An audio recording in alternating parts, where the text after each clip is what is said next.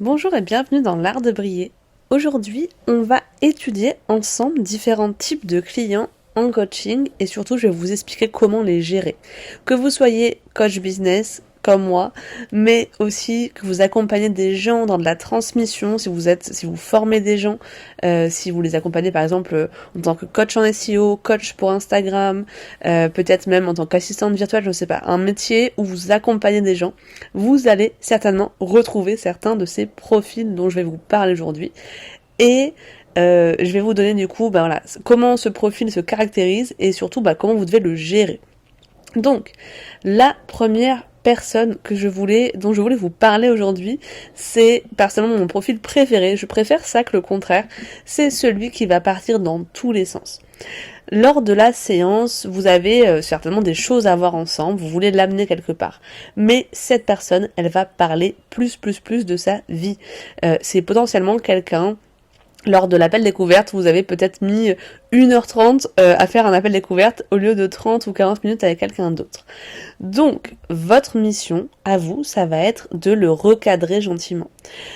Moi, ce que je vous conseille avec ces gens-là, c'est vraiment, en fait, de cadrer les choses. Vous êtes là, vous avez votre posture de coach, de leader de la prestation, et cette personne, elle vous paye pour que vous l'ameniez au bon endroit. Donc, ça, vous pouvez lui rappeler. Vous pouvez lui dire, écoute, c'est trop chouette, j'adore quand tu me racontes l'histoire de ton oncle et tout machin, mais je te rappelle qu'ici, tu es en train de me payer pour que moi, je t'amène quelque part. Et donc, on a besoin d'avancer aujourd'hui, et donc, je suis désolée, mais il faut que je te coupe. Vous pouvez régulièrement lui dire, écoute, je te coupe, désolé, mais... Et donc prendre ce truc-là. Ou alors, moi c'est une phrase que j'ai tout le temps, pour en revenir à, et puis hop, on recadre la personne. Il faut vraiment recadrer très régulièrement cette personne, sans avoir peur de la brusquer, en lui expliquant les choses, en lui expliquant que c'est votre objectif, vous êtes là, voilà, vous avez tous les deux le même objectif. Et si vraiment vous sentez que cette personne elle fait des monologues, elle s'embarque dans des actions, dans des trucs où vous perdez complètement le fil du pourquoi vous êtes là à la base, moi ce que je mets en place des fois c'est un mot. Un mot qui, quand vous le dites, ça peut être licorne par exemple, ça va lui demander de la couper, en fait, complètement. Voilà. Si t'entends licorne, ça veut dire que c'est fini. Ou alors t'écris même dans le chat licorne, et donc tu sais que, ah oui, ok, je suis allée trop loin. Mais, voilà, sans que ce soit du jugement, etc., mais vraiment, juste pour lui expliquer que y a un cadre, et donc pouvoir replacer ce cadre régulièrement. Ensuite, le deuxième type de client, c'est celui qui ne répond pas à vos emails, à vos messages, qui vous ghost après le devis. Je ne sais pas si c'est vraiment un client, c'est peut-être un prospect. C'est quelqu'un qui vous tient en haleine depuis des semaines. Si cette personne n'a pas encore signé, qu'elle ne fait pas partie de votre accompagnement, je vous conseille pas de la prendre. Si vous ressentez dès l'appel de vente ou dès ce moment-là que c'est compliqué, qu'il faut lui courir après pour tout et rien, franchement, si elle prend 3 semaines à vous répondre à votre mail, à votre devis, etc., elle n'est pas claire. C'est pas quelqu'un avec qui vous allez apprécier travailler parce que ses objectifs vont changer, elle va pas être impliquée, elle va toujours annuler ses rendez-vous. Enfin bref, en gros, c'est pas hyper intéressant comme client pour vous, vous allez y perdre beaucoup d'énergie. Mais imaginons que cette personne c'est déjà votre cliente et vous vous rendez compte après, je vous invite vraiment à cadrer cette prestation avec des CGV qui sont clairs, un contrat où vous indiquez clairement ce que vous attendez d'elle. Donc par exemple, pour avancer et qu'elle obtienne des résultats, vous avez besoin qu'elle réponde à vos messages, vous avez besoin qu'elle fasse des exercices, vous avez besoin qu'elle s'implique dedans. Et que par exemple, si au bout de 15 jours, elle n'a pas pris les rendez-vous, que les rendez-vous doivent être pris toutes les semaines par exemple, et que si au bout de 15 jours, elle n'a pas pris ces rendez-vous, tu te donnes le droit de mettre fin à la prestation. En remboursant peut-être la fin de la prestation, ou même pas, ou que si elle annule un rendez-vous moins de 24 heures à l'avance, que vous n'allez pas reprogrammer ce rendez-vous. Des choses comme ça. Mettez un cadre clair à ces gens-là, parce que eux, ils ont tendance à être un peu papillonnés partout, à être dans leur propre temps, sans vraiment respecter le fait que vous avez besoin que les choses soient au clair, qu'ils prennent le rendez-vous, qu'ils s'impliquent, etc. Donc c'est hyper important de cadrer les choses. Et n'hésitez pas, si durant la prestation, vous sentez que la personne n'est pas impliquée, etc., de la rappeler à l'ordre, en lui expliquant que vous avez besoin de ça. Faites-lui un mail en lui disant que ça vous convient pas, que vous êtes impliqué, que vous êtes engagé, que vous sentez qu'il y a un manque d'engagement de sa part et que c'est compliqué pour vous à gérer. Voyez ce qu'elle répond déjà à ça, et sinon laissez-vous l'opportunité de mettre fin au contrat dans certaines conditions. Donc ça, il faut juste que ce soit juridiquement clair et voilà, de l'indiquer quelque part, ça vous protégera de ce genre de personnes. Ensuite, le client numéro 3, c'est le client vraiment passif. Celui qui va vous dire j'ai pas trop pu avancer cette semaine, j'ai pas eu le temps de faire l'exercice, aujourd'hui non, j'ai pas de questions, je sais pas trop quoi te dire, etc. En gros, il est venu, mais énergétiquement il est pas là. Souvent, moi ces clients-là, c'est des gens qui sont hyper pas au clair en fait sur ce qu'ils veulent. Et ils sont venus pour une raison, mais en fait il y a autre chose derrière à aller chercher. Donc faut creuser avec eux. Parfois, c'est peut-être juste une période où il est submergé de travail et donc il s'implique pas vraiment dedans. En général, même si il vous semble pas hyper impliqué, moi, souvent, ces gens-là sont quand même contents de l'accompagnement à la fin, même si c'est pas évident à accompagner. Mais du coup, il est un peu dans ce truc passif où il attend que ce soit vous qui fassiez le travail, que ce soit vous qui structurez la séance, et il se repose beaucoup sur vous de cette façon finalement.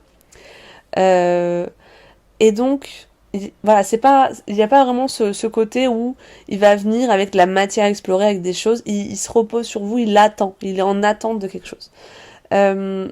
Du coup, moi, ce que je fais, déjà, si la personne, je vois qu'elle n'est pas impliquée, je m'implique pas à 200% plus pour combler sa partie où il n'est pas impliqué.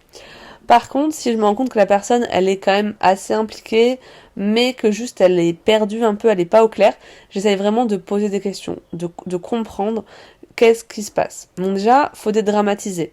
Il faut se dire que voilà, ok, je me rends compte que là, il y a pas mal de choses qui se sont passées pour toi. Est-ce que c'est une période intense? Est-ce que du coup, tu veux m'en dire plus sur ce que tu ressens en ce moment? Comment tu vis les choses toi de ton côté? Être un peu dans l'accueil de ces émotions. Maintenant, c'est lui donner aussi le pouvoir et la mettre dans son rôle où la personne elle va devoir s'engager elle, c'est-à-dire lui demander qu'est-ce que tu veux voir la prochaine fois, qu'est-ce qui serait utile, qu'est-ce que tu as appris jusque-là, qu'est-ce que tu as l'impression qu'il te manque, et même si c'est flou pour le moment, dire ok, peut-être qu'une des clés c'est d'aller clarifier ça. Ou alors, quand la personne arrive en séance et qu'elle n'a pas vraiment de questions, de choses comme ça, lui dire ok, si cette séance elle pouvait te servir à quelque chose, qu'est-ce que ce serait? C'est quoi qui est le plus urgent à avoir pour toi? Et pourquoi pas, si jamais vous voulez aussi aller explorer ça, c'est hyper intéressant je pense notamment au coaching de vie, mais au coaching business aussi, d'aller explorer ça avec elle. Ok, moi je ressens que t'es là, mais il y a un petit peu de recul de ta part, il n'y a pas 100% d'implication, moi je le ressens comme ça. Toi, comment t'as envie de vivre les choses et est-ce que tu sais pourquoi t'es comme ça? J'ai l'impression moi que c'est un peu une forme de sabotage de ta part. Est-ce que tu le ressens aussi comme ça? Est-ce que tu ressens ça? Est-ce qu'il y a une barrière, un truc dont tu veux parler, mais sans le juger, vraiment être dans cette ouverture-là, cette discussion. Je dirais carrément, est-ce que t'es pas en train de te saboter? Est-ce que c'est ce que tu veux vraiment? Est-ce que machin? Bref, si jamais la personne, elle est à moitié là, qu'elle a pas trop de questions, vous pouvez aussi, aller à l'essentiel. Ok, si tu devais repartir avec une seule leçon aujourd'hui, qu'est-ce que tu voudrais que ce soit? Si tu veux tirer une seule chose de cette séance, tu voudrais que ça te serve à quoi?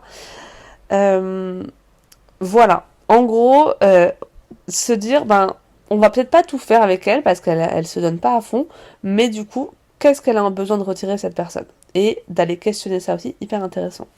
Mais une autre chose, moi, qui me semble intéressante pour ce client qui vient et qui parle pas, c'est, moi, j'essaye quand même de questionner beaucoup plus. Et donc, de préparer, donc en vrai, je m'implique un peu plus, c'est vrai, mais Moi, ça me saoule quand j'arrive et que on tourne en rond, il y a rien qui se passe, voilà, et que en fait la personne vraiment ne donne pas de matière à ça. Donc j'essaye de lui poser beaucoup de questions. Et donc je prépare ma séance pour essayer en fait d'aller en profondeur, de vraiment ouais lui poser des questions, faire des brainstorming, essayer de comprendre si elle est pas, si souvent c'est un manque de clarté, donc d'aller comprendre qu'est-ce qu'elle veut vraiment, etc. Et souvent c'est peut-être pas là où tu pensais que t'allais l'amener, mais en tout cas ça va lui être utile quand même. Donc voilà, en gros, lui demander de quoi elle a besoin, ce qu'elle veut retenir, et aller lui poser des questions. Aidez-vous peut-être de chat GPT, de vous dire, ok, euh, voilà, c'est quoi l'objectif de la séance, de structurer les choses, pour qu'elle se rende compte aussi qu'elle avance, et de faire souvent des liens avec les objectifs notamment. Ça sera aussi utile pour une autre cliente, un autre type de client. Je vous en parle juste après. Ensuite, il y en a un en coaching, que ce soit en coaching business, de vie, etc. Celui-là, il est très courant quand même. Moi, je l'ai souvent. C'est celui qui fait des coups de mou monumentaux. Il est dans un bon mood, tout va bien, il est content, il avance, etc. Et puis un jour, on sait pas ce qui se passe, il va te sortir des romans, j'y arriverai jamais, de toute façon, ça marchera pas, je suis nulle, j'ai tout essayé, c'est pas bien, nanana. Ton rôle en tant que coach n'est pas de le rentrer dans ce délire-là. Donc, moi, ça m'est arrivé que les gens disent ouais, ça me saoule. En plus, j'ai des réunions de ça et c'est nul et nanana et ça me parle pas, et j'en ai marre et nanana. Quand les gens sont dans cette négativité-là et qu'ils me le partagent, maintenant, je leur dis pourquoi est-ce que tu me dis ça? Et donc, ça les perturbe. Et une fois, on m'a répondu pour me plaindre en fait, parce que j'en ai marre. Ok, écoute, tu sais quoi? Concentre-toi sur le positif. Moi, je suis là pour te faire avancer, pour que ça, ce soit plus une partie de ta réalité. Donc, on y va, on avance et on se concentre sur ce qui est positif. Et hop, on a mis fin au débat.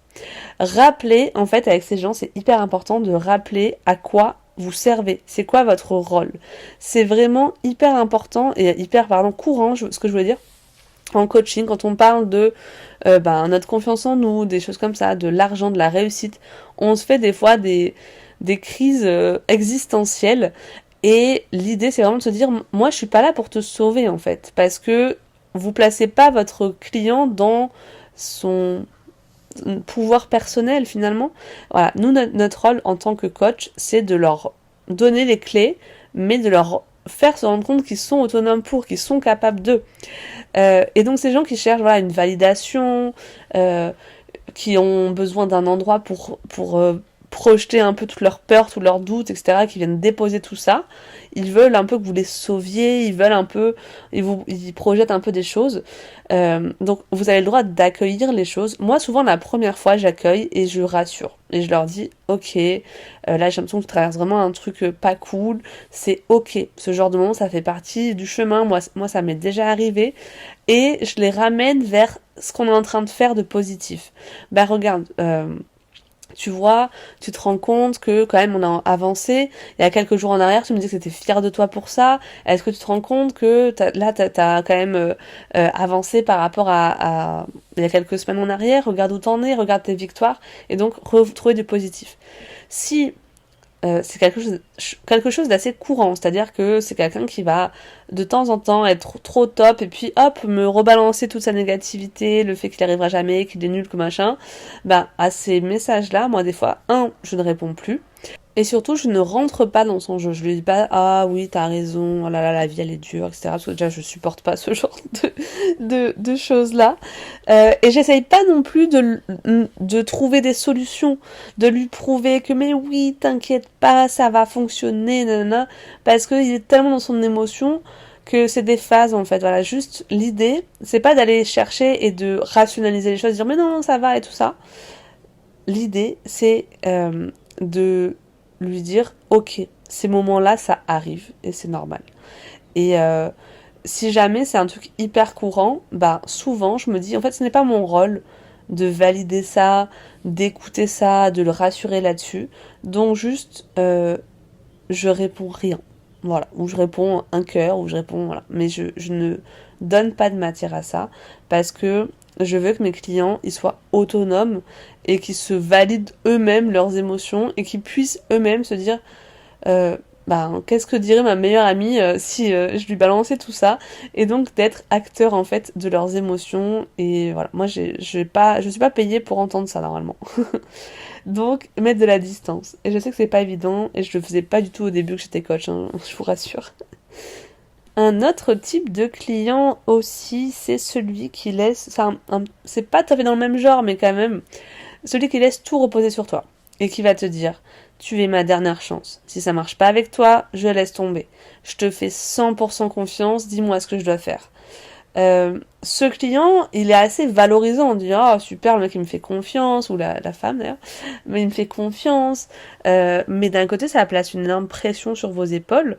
Et en plus, ça vous met en posture de sauveur. Vous n'êtes pas là pour sauver les gens, en fait. Hein. Le coaching, c'est une co-création, c'est un 50-50 de responsabilité.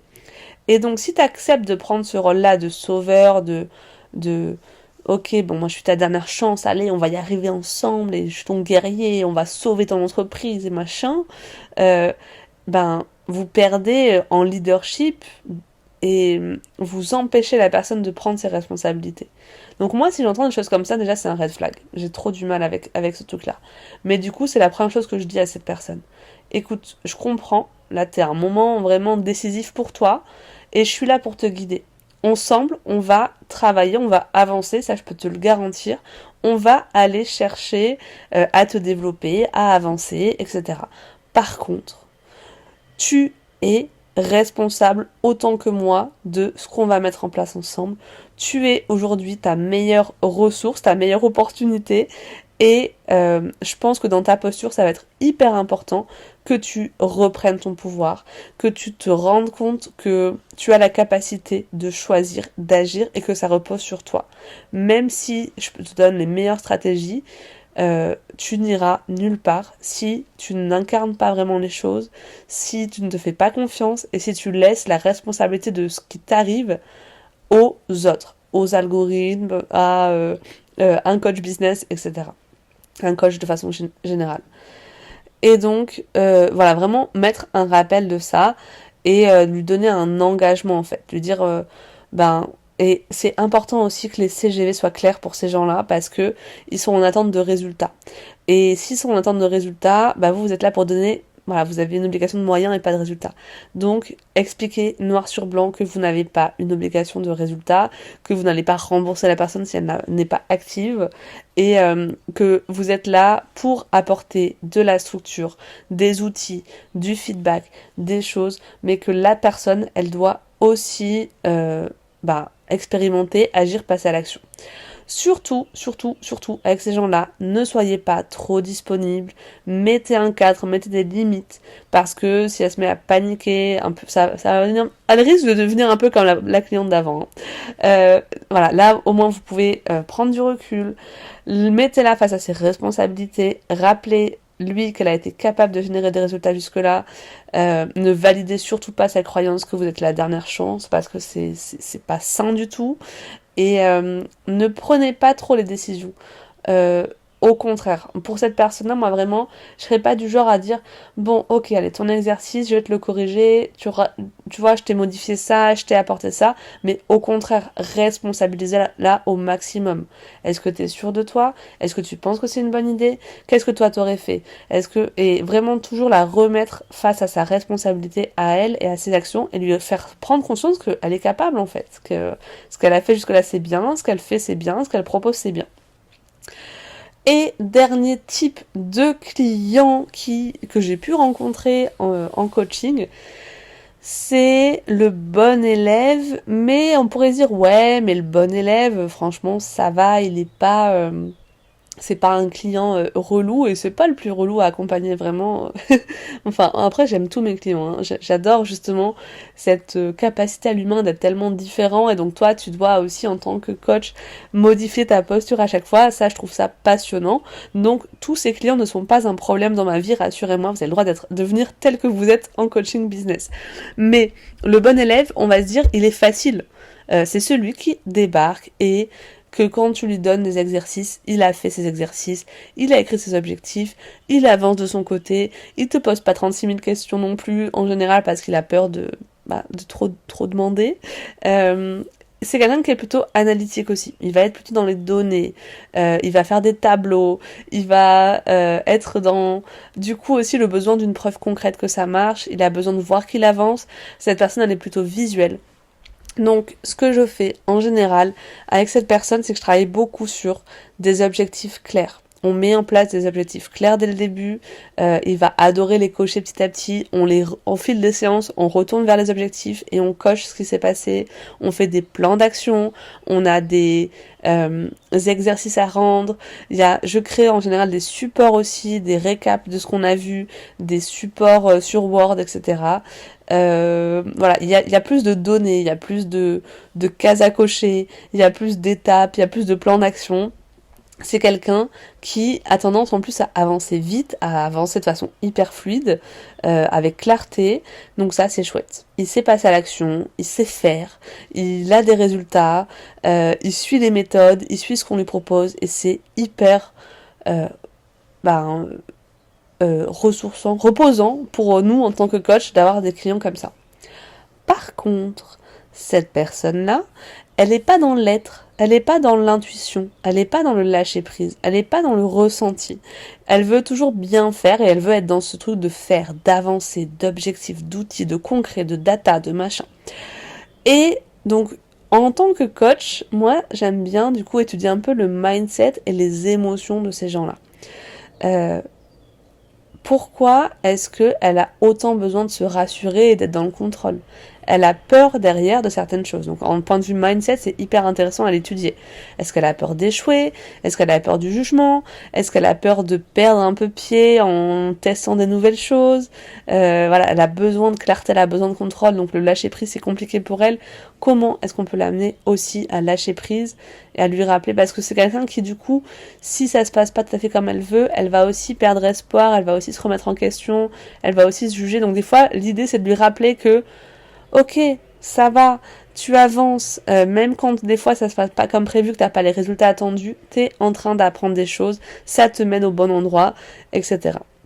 Et l'idée aussi, en tant que coach, c'est de l'accompagner à avoir un équilibre entre la structure, le faire, l'action, la performance et juste l'alignement, le ressenti, l'intuition, l'être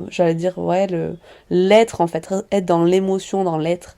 Et donc, ces personnes-là, ça va être hyper intéressant parce qu'elles sont souvent pas trop sujettes à ce truc-là, d'aller étudier leur victoire, leur fierté, leur poser des questions sur leur niveau d'énergie, faire des bilans, voilà, sur les émotions qu'ils ont ressenties, ce qu'ils se sentent capables d'avoir accompli, etc. Alors les listes ils vont bien aimer, mais vraiment plus d'un point de vue émotionnel.